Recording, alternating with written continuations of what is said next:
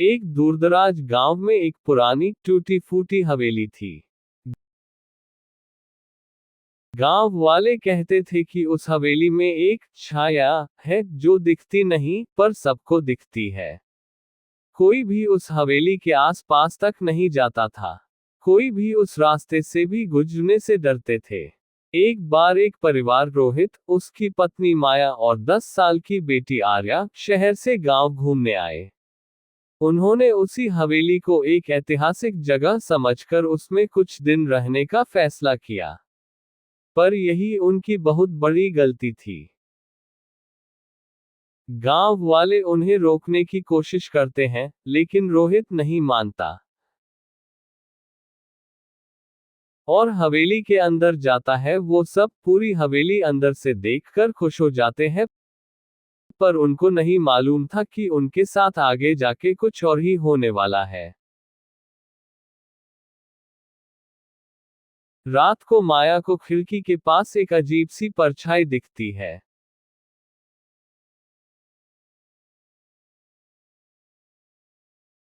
वह दौड़ती हुई जाके रोहित को बताती है, लेकिन रोहित मजाक उड़ाता है।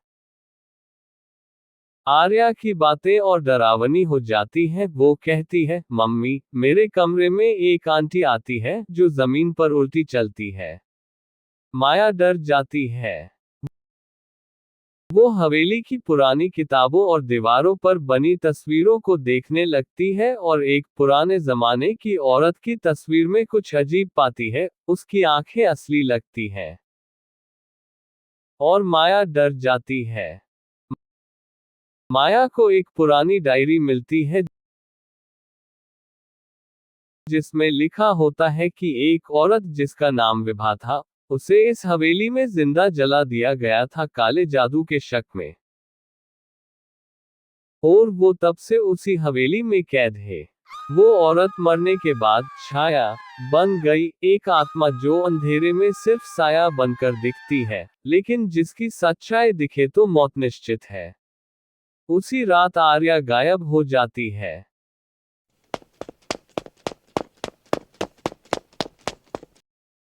रोहित दौड़ते हुए आके माया को बताता है और दोनों भी आर्या को ढूंढने निकलते हैं।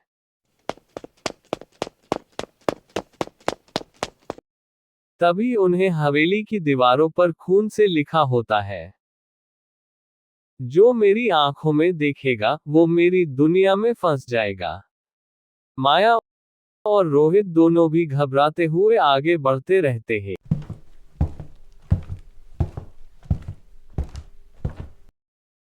माया और रोहित हवेली के तहखाने की तलाश करते हैं।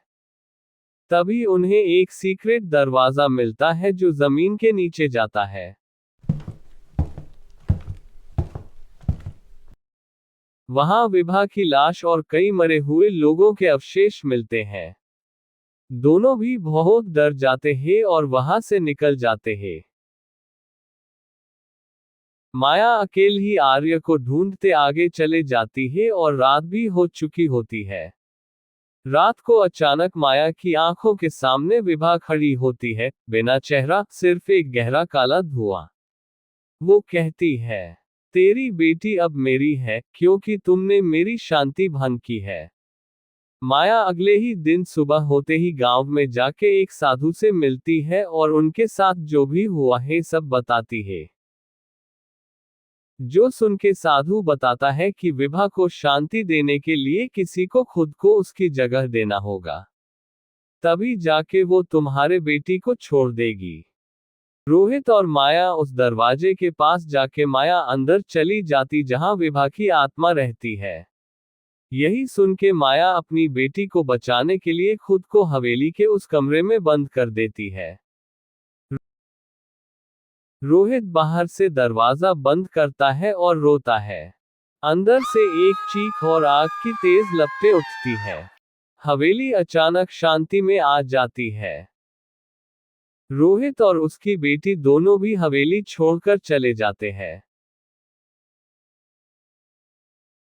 अगले दिन गांव वाले देखते हैं कि हवेली अब उजाड़ नहीं लगती, लेकिन खिड़की से एक औरत की परछाई रोज रात को दिखती है।